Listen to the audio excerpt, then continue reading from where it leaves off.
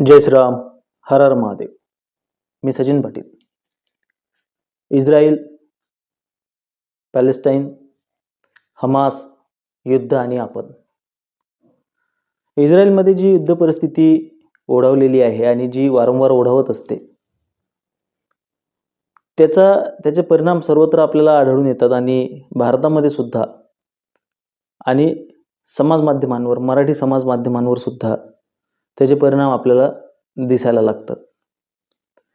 आपल्यापासून ते युद्ध फार लांब सुरू आहे, पण त्याचे पडसाद आपल्याकडे उमटतात. एक मानसिकता बनवल्या जाते, एक नॅरेटिव्ह बनवलं जातं आणि त्याचा परिणाम आपल्या जीवनावर होतो, आपल्या विचारांवर होतो, प्रत्यक्ष अप्रत्यक्षरित्या. इस्रायलच्या युद्धाचा फायदा स्वतःचे नॅरेटिव्ह सेट करण्यासाठी आज केला जातोय सगळ्यांकडूनच. काही लोकांना हे दाखवायचं असतं की बघा, इस्लामी दहशतवाद हे किती भयंकर याचं स्वरूप आहे, हा कसा गिळंकृत करायला बसलेला आहे. आणि काही लोकांना हे दाखवायचं असतं की बाबा, हे कशा पद्धतीने ही जीव लोकांची स्ट्रॅटेजी आहे, यांनी जगाला कसं मूर्ख बनवलेलं आहे. प्रत्येकजण आपापली थेरी घेऊन आलेला असतो. पण आज आपण इथे जगत असताना भारतात, महाराष्ट्रात, आपण या गोष्टीकडे खरोखर कसं बघायला पाहिजे? खरोखर आपल्याशी त्याचा काही संबंध आहे का? आपण पोळल्या जाऊ का भविष्यात? बरेच जण म्हणतात इस्रायललाच जात्यात आहे आणि भारत सुपात. याचा जर का आपण विचार केला तर दोन्ही अनुषंगानं बघणं आपण गरजेचं आहे. एक थेरी मी वारंवार वाचतोय, ऐकतोय, ती जीव लोकांच्या विरोधातली असते की जीव लोकांनी काही गोष्टी पेरलेल्या आहेत, ते समाजाला असं दाखवतायत, लोकांना असं दाखवतात की आमच्यावर अन्याय होतोय, अत्याचार होतोय. छोटासा देश आहे इस्रायल आणि कशा पद्धतीने त्याने एक मानसिकता जगाची बनवलेली आहे इस्लामिक दहशतवादाच्या विरोधात, अशा पद्धतीचं. आणि दुर्दैवाची गोष्ट म्हणजे असं की 2-3 दिवसात मी जे तथाकथित हिंदुत्ववादी आहेत त्यांना सुद्धा अशा पद्धतीनं लिहिताना मी बघितलेलं आहे की ज्यू हे फार दीड शहाणे आहेत, ते अतिहुशार आहेत, हे सगळे त्यांच्या कॉन्स्पिरसीज आहेत. काही जणांना मी असं बोलताना बघितलेलं आहे की बाबा, इस्रायल काही दाखवला जातो तितकाही मोठा देश, तितकाही महान देश नाही आहे. म्हणजे लोकसंख्येने आणि क्षेत्रफळाने तो मोठा नाहीच आहे, पण तो महान देश नाही आहे. मोसाद काही एवढं पॉवरफुल नाही आहे. इस्रायलने हारच जास्त सहन केलेली आहे. इस्रायलला नुकसानच जास्त भोगावं लागलेलं आहे. उगाच त्याचा बागुलबुवा उभा केलेला आहे. अशा पद्धतीचं उलटसुलट मी वाचत आलोय. मी माझ्या हिंदुत्व स्थिती आणि गती या पुस्तकामध्ये इस्रायलचा खूप उल्लेख केलेला आहे. जर तुम्ही ते वाचलं असेल, त्यामध्ये मी इस्रायलची उदाहरणं दिलेली आहेत. तिथे सुद्धा मला एक दोन लोकांनी मला काउंटर केलं की हेच असंच की बाबा, मोसाद, इस्रायल हे काही इतकं काही हे नाही आहे, याचा उभा केलेला हवा आहे हा. पण जर का आपण त्याचा विचार केला तर आज इतका छोटा देश, ज्याची लोकसंख्या आणि क्षेत्रफळ दोन्ही कमी आहे, ज्या देशाकडे एकच नदी आहे जॉर्डन, ज्या देशाचं जे धोरण आहे कशाचं, शेती संबंधितलं, सिंचनासंबंधीचं किंवा लष्करासंबंधीचं, किंवा त्या लोकांची जी निष्ठा आहे, ही जी लोक म्हणतात की बाबा इस्रायलला सुद्धा त्याची फळं भोगायला लागलेली आहेत, इस्रायलला सुद्धा नुकसान त्याचं झालेलं आहे. अर्थात होणारच, इतका लहान देश म्हटल्यावर ते होणारच. पण वारंवार ज्या निष्ठेने तो दोष उभा राहतो, ज्या पद्धतीने सर्व पक्षातली लोक, तिथले विरोधी असो किंवा सत्तेतली असो, देशाचा जेव्हा विषय येतो तेव्हा हातात बंदुकी घेऊन तैनात होतात देशाच्या रक्षणासाठी, ती निष्ठा त्यांच्या महिलांमध्ये आहे. तान्हं बाळ घेऊन खांद्यावर, भले फोटो सेशनसाठी का होईना. मला एखादं म्हटलं की हे फोटो सेशनसाठी आहे म्हणे, कोणी असं लेकरू घेऊन युद्धात जात नाही. आपल्याला माहिती आहे लेकरू घेऊन कोणी युद्धात जात नसतं, झाशीच्या राणीसारखं. पण हातात ते बाळ घेऊन एका हातात बंदूक घेणं, त्याला सुद्धा जो जज्बा लागतो, त्याला सुद्धा जी भावना लागते, त्याला सुद्धा जे हे लागतं, जे स्फुल्लिंग चेतणं गरजेचं असतं राष्ट्रामध्ये, ती राष्ट्रचेतना जी लागते, ती सुद्धा इस्रायलकडून शिकण्याजोगती आहे. ते सुद्धा आपल्याला घेण्याजोगतं आहे इस्रायलकडून. आपल्या स्वतःची जी भाषा आहे ती मृत झालेली होती, ती मृत भाषा हिब्रू जिवंत करून तिला राष्ट्रभाषेचा दर्जा देणारे हे इस्रायली, हे आपल्याला लढायला शिकवतात कुठल्याही परिस्थितीमध्ये आणि राष्ट्रासाठी. भलेही ते कुठल्याही परिस्थितीत जगत असो, कुठलाही स्ट्रगल ते करत असो, पण ते हार मानत नाहीत. ही गोष्ट प्रेरणादायी आहे आपल्या प्रत्येकासाठी. दुसरा प्रश्न असा आहे की ज्यू लोकांनी एक चित्र उभं केलेलं आहे की बाबा हे त्यांच्यावर अन्याय होतोय अशा किंवा तिथले त्यांना मुस्लिमांना त्यांना त्रास आहे, किंवा ती गाझापट्टीचा भाग इस्रायलचा आहे, तो मुळात पॅलेस्टाईनचाच होता, किंवा हमास काही इतकं क्रूर नाही वगैरे असे बोलणारी सुद्धा लोकं मी बघितली सगळीकडे. स्वतःच्या मनाच्या थेऱ्या त्याच्यामध्ये टाकून कशा पद्धतीनं विक्टिम कार्ड खेळणं जे म्हणतो आपल्या याच्यात, की मुस्लिम सर्वत्र जगात विक्टिम कार्ड खेळत आहेत आणि तिथं आपली लोकं त्याला पाठिंबा देत आहेत.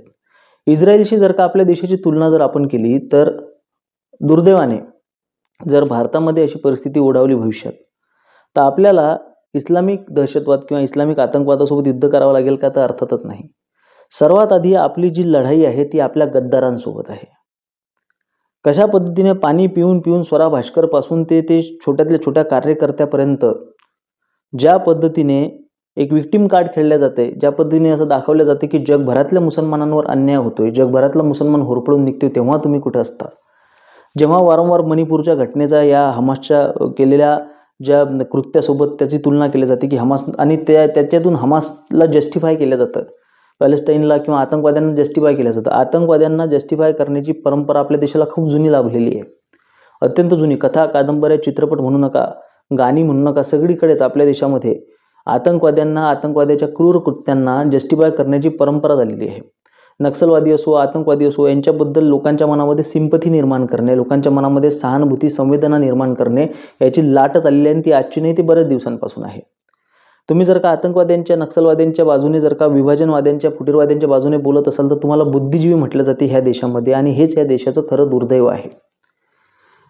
जेव्हा आपण म्हणतो की बाबा हे मुसलमानांवर अन्याय होतोय, अत्याचार होतोय. परवाला मी एक न्यूज बघितली, त्या न्यूजमध्ये भारताला जगात 1 नंबर दाखवलं गेलं की या भारतामध्ये कशा पद्धतीने मुसलमानांवर अत्याचार होतो आणि जगात सर्वाधिक अत्याचार मुसलमानांवर होतो. हे बघून मुसलमानसुद्धा घरी त्यांच्या म्हणजे घरातल्या घरात हसत असतील, घरात असतील तर मोठ्यानं हसत असतील. अरे कौन मायकलाल पैदा हो गया हम पे जुल्म करने वाला, ते विचारत असतील. भारतामध्ये असे हजारो लाखो क्षेत्र आहेत, महाराष्ट्रामध्ये तर भरपूर आहेत, भारतामध्ये तर भरपूर आहेत, लाखोच्या पेक्षाही जास्त असतील, जिथे गैर हिंदू आजही प्रवेश करू शकत नाही. जगताप गांगुर्डे, तुम्हाला जर का हे नाव माहिती असेल, या पोलीसवाल्यांना जाळून टाकलं होतं, किंवा रजा अकादमीने ज्या पद्धतीने आतंक माजवला, आजही मस्जिद बंदरसारख्या कित्येक भागांमध्ये, डोंगरीसारख्या कित्येक भागांमध्ये आणि इतरही शहरांमध्ये, वेगवेगळ्या भागांमध्ये पोलीस वर्दी घालून जायला घाबरतात. असे एरिये, असे मोहल्ले यांनी बनवलेले आहेत, आणि त्या देशामध्ये आपल्याला सांगितलं जाते की मुसलमानांवर अन्याय होतोय, अत्याचार होतोय. किती हास्यास्पद बाब आहे हा विचार करा तुम्ही. इतकी लोकं, इतके दहशतवादी, इतके आतंकवादी जिलेटिनसोबत, RDX सोबत, डेटोनेटर सोबत आपल्या देशामध्ये पकडल्या जातात, त्याची साधी बातमीही बनत नाही. कोंढव्यासारख्या ठिकाणी आतंकवादी सेंटर चालवलं जातं. आपल्या इथल्या पुण्यातला एक डॉक्टर, एक चांगला शिकलेला डॉक्टर, त्याच्या ISIS सोबत संबंध असल्याचे सिद्ध होतं, त्याला पोलीस पकडतात, पण त्याच्यावर आमच्या देशामध्ये चर्चासत्रसुद्धा आयोजित केलं जाऊ शकत नाही. PFIवर कारवाई झाल्यानंतर त्यांच्या समर्थनार्थ पुण्यामध्ये पाकिस्तान जिंदाबादच्या घोषणा दिल्या जातात, महाराष्ट्रात आणि देशात भाजपाचं राज्य असून सुद्धा, आणि ह्या देशामध्ये मुसलमानांवर अन्याय केला जातो, अशा पद्धतीचं चित्र उभं केलं जातं. जी लोक आज हमासला पाठिंबा देत आहेत किंवा त्याच्या बाजूनं बोलत आहेत, त्यांनी फक्त एवढंच सांगावं की जगभरामध्ये सगळा अत्याचार, सगळा अन्याय केवळ मुसलमानांवरच का होत आहे, याचं उत्तर तुमच्याकडे आहे का? जगभरातला सगळा अन्याय बर्मामध्ये, आणि जगभरातली जेवढी अशांती आहे, जगभरातली जेवढी युद्ध आहेत, ती तिथंच होत आहेत, खास करून मोस्ट ऑफ द टाईम. म्हणजे सगळेच वेगवेगळे कॉन्फ्लिक्ट्स आहेत, काही स्वजातींमध्ये सुद्धा कॉन्फ्लिक्ट्स असतील या जगामध्ये, आहेत अर्थातच, पण मोस्ट ऑफ द त्याच्यातले जे कॉन्फ्लिक्ट, त्याच्यातले जे संघर्ष आहेत, ते त्याच देशांमध्ये काय आहेत जिथे इस्लामचं राज्य आहे, किंवा जिथे इस्लामिक स्टेट आहेत, किंवा जिथे मुस्लिम आहेत, अशाच देशामध्ये सगळ्यात जास्त संघर्ष का होतोय, हा प्रश्न कधी कोणी विचारतंय का? तुम्ही इस्रायल म्हणू नका, तुम्ही इराण म्हणू नका, तुम्ही इराक म्हणू नका, तुम्ही बर्मा म्हणू नका, म्यानमार म्हणतो आपण, तिथे रोहिंग्या मुसलमानांनी तिथले बुद्ध भिक्षू जे अशिन विराधू सारखे लोक नेतृत्व करतात आणि रोहिंग्यांच्या विरोधात शस्त्र हातात घेतात, बुद्ध असून सुद्धा, शांतीचा संदेश देणारे असून सुद्धा.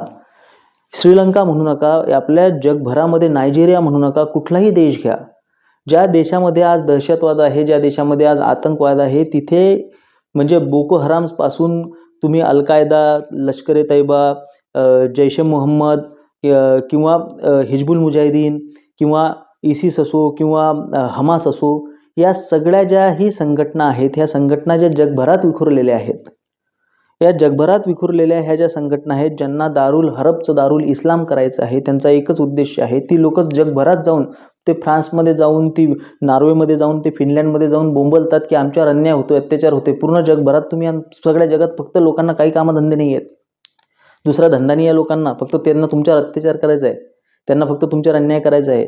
तुमच्या ज्या बुरसटलेल्या, तुम्ही आजही ज्या प्रथा, पद्धती, परंपरा घेऊन चालतात, त्याचं जे उदात्तीकरण केलं जातं, त्याच्यासाठी मोठमोठ्या सभा घेतल्या जातात. पुण्यामध्ये बामसेफसारखं, संभाजी ब्रिगेडसारखे लोक एकत्र येतात आणि बुरख्याचं महत्त्व लोकांना पटवून देतात. बुरख्यासारख्या गोष्टीचं महत्त्व पटवून दिलं जातं आहे आमच्या महाराष्ट्रामध्ये. त्यांच्या बुरसटलेल्या, त्यांच्या 3 तलाकसारख्या प्रथांचं उदात्तीकरण केलं जातं, ते त्या स्त्रियांचा अधिकार सांगितला जातोय.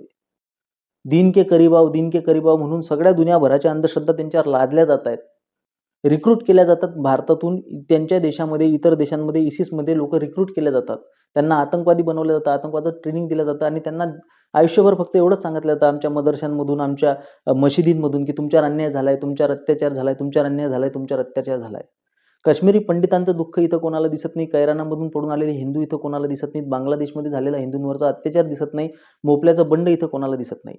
दुर्दैवाची गोष्ट अशी आहे, तरी सुद्धा माझ्या मनामध्ये मुस्लिमांबद्दल द्वेष नाही, कारण की ते जे करतायत ते का म्हणून करतायत.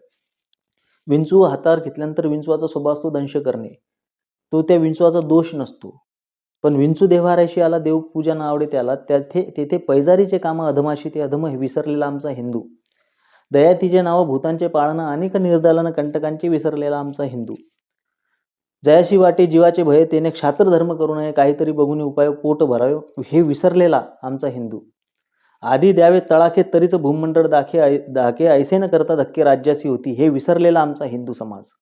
या हिंदू समाजाबद्दल मला जास्त वाईट वाटतं. जास्त दुर्दैवाची गोष्ट मला अशी वाटते की याच्यामध्ये इतके गद्दार जन्माला आलेले आहेत की आज पाकिस्तान आणि चीन सारख्या देशाला आमच्या देशामध्ये फक्त शस्त्र पाठवण्याची गरज आहे, कारण की लढायला माणसं ही त्यांनी ऑलरेडी इथं बनवलेली आहेत. आमच्या मेंदूमध्ये भुसा भरलेला आहे. आम्हाला सर्व धर्मसमभावाचा किडा इतक्या जोरात चावलेला आहे की आंदोलन मराठ्यांचं, विषय मराठ्यांचा, विषय आरक्षणाचा, आणि तिथे सुद्धा जेव्हा अजान सुरू होते तेव्हा आमच्या मराठ्यांचा नेता म्हणतो की आमचे संस्कार आम्ही जपले पाहिजेत. चुकीचे पायंडे समाजामध्ये पाडल्या जात आहेत. अजानच्या वेळेस शांत बसावं हे कोण सांगितलं? इतक्या पद्धतीचे, अशा पद्धतीचे पायंडे आमच्या समाजामध्ये पाडल्या जातात. आमच्या मुली चेहरा झाकून फिरतात, त्यांना पण ते हिजाब वगैरे त्या गोष्टी आवडायला लागलेल्या आहेत, कारण की त्याचं चित्रपटांच्या, कथा, कादंबऱ्यांच्या, मालिकांच्या माध्यमातून इतकं जास्त उदात्तीकरण केलं जातं की पारंपरिक पोशाखामध्ये राहणं हे बुरसटलेलं, मागासलेलं वाटायला लागतं. पण जेव्हा मुसलमान पारंपरिक पोशाखामध्ये असते तेव्हा तो त्याच्या दीनचा सन्मान करतोय, तो त्याच्या धर्माचा, त्याचा व्यक्तिगत मुद्दा म्हणून सांगितला जातो. आज हे खूप वैज्ञानिक आहे. आपण जेव्हा खादीचे कपडे अंगामध्ये घालतो, खादीचं धोतर आपण नेसतो, किंवा आज आपण जे ही उपकरणं घेतो, किंवा ह्या खूप गोष्टी वैज्ञानिक आहेत. त्या इथल्या भौगोलिक परिस्थितीनुसार बनलेल्या आहेत. हेच कारण आहे की आजही साऊथ इंडियन लोकांनी, आजही दाक्षिणात्य लोकांनी त्यांचा पेहराव सोडलेला नाही. ते इतके पुढारलेले, ते इतके सुसंस्कृत शिकलेले, ख्रिश्चन झालेली लोकं सुद्धा तिथं लुंगी नेसतात. त्याचं कारणच तसं आहे की तिथल्या वातावरणानुसार तो पेहराव बनलेला आहे. एवढं वैज्ञानिक, ते जे तथाकथित वैज्ञानिक विज्ञानाच्या टिमक्या मिरवत असतात, त्या वैज्ञानिक पोशाखाला सोडून 3 पीस सूट घालून फिरणं आम्हाला जर का आधुनिकतेचं द्योतक, आधुनिकतेचं लक्षण वाटत आहे, तर याचा अर्थ आपलं किती मानसिक आणि नैतिक पतन झालेलं आहे, हा विचार करणं आपण गरजेचं आहे. धर्मशिक्षणाचा अभाव आहे. धर्मशिक्षणा लोकांपर्यंत पोहोचवल्या जात नाही. स्वतःची मूल्य, स्वतःची नैतिकता, स्वतःचा धर्म, स्वतःचे संस्कार याच्याबद्दल बोलल्या जात नाहीये. मी नेहमीच सांगतो की इस्लाम द्वेष म्हणजे केवळ हिंदुत्व नाही. याचा अर्थ मी मुसलमानांवर प्रेम करतो असा खूप जण त्याचा अर्थ काढतात. खूप जण त्याचा अर्थ असा काढतात की मी सेक्युलर आहे. तुमच्या मेंदूला जंग लागलेला आहे बाळांनो. स्वधर्माचं पालन प्रथम येतं. स्वधर्माच्या पालनानंतर इतर गोष्टी येतात. स्वधर्माचं पालन करणाऱ्या व्यक्तीला हे सांगायची गरज पडत नाही की तुझा शत्रू कोण आहे. त्याला शत्रुबोध आपोआपच झालेला असतो. ज्याला स्वधर्म समजला त्याला शत्रुबोध समजला, त्याला शत्रुबोध झाला. शत्रुबोध तुम्हाला नाही, तुम्ही संभ्रमित आहात. जे केवळ आणि केवळ फक्त मुसलमानांचा द्वेष करणं त्यालाच फक्त हिंदुत्व समजतात, पण स्वतः धर्माचं काळीचंही आचरण करत नाहीत, किंवा जेही आचरण करतात ते चुकीच्या पद्धतीचं ते आचरण करतात. चुकीच्या लोकांना ते दैवत मानून बसलेले आहेत. तुमच्या देवा धर्माला शिवाय देणाऱ्या लोकांना तुम्ही दैवत मानून बसलेले आहात. त्या लोकांसाठी माझं असतं हे वाक्य की फक्त मुसलमानांचा द्वेष म्हणजे हिंदुत्व नाही. तर हा महाराष्ट्र माऊली ज्ञानोबारायांचा आहे, जगद्गुरू तुकोबारायांचा आहे. ज्ञानेश्वरी गाथा ही आमची संपत्ती आहे. आमच्या लोकांपर्यंत आम्ही भगवद्गीता पोहोचवली पाहिजे, हे आपलं आद्य कर्तव्य आहे. आणि इस्राईलने त्याच्या परंपरा, त्याची संस्कृती जपली. आपला देश मारायचा आहे म्हणून आपल्या संस्कृतीवर टपले आहेत, आपली संस्कृती मारण्याचा प्रयत्न होतोय. इस्राईलसारखी परिस्थिती जर का उद्या आपल्या भारतामध्ये जन्माला आली तर सर्वात जास्त संभ्रमित अवस्था आपल्या भारताची झालेली असेल. शस्त्र असतील पोरांच्या हातामध्ये, पोरांना शक्ती असेल आपल्याकडे, पण कोणाला मारायचं आणि कोणाशी आपल्याला लढायचं आहे याचं ज्ञान त्यांना नसेल. कारण की केवळ मुसलमानांना शत्रू समजणे हे आपली खूप मोठी चूक आहे, ही घोड चूक आहे. जोपर्यंत स्वतःच्या धर्मातले गद्दार आपल्याला दिसत नाहीत, जोपर्यंत या हमाससारख्या विकृतीला पाठिंबा देणारी लोकं आपल्यामध्ये जिवंत आहेत, तोपर्यंत आपण इस्राईलच्या कुठेच उभं राहू शकत नाही. त्या अर्ध्यातही आपण उभं राहू शकत नाही. आपण आपल्या आजूबाजूच्या शत्रूंशी मुकाबला करू शकत नाही. संख्येपेक्षा भारी निष्ठा असते.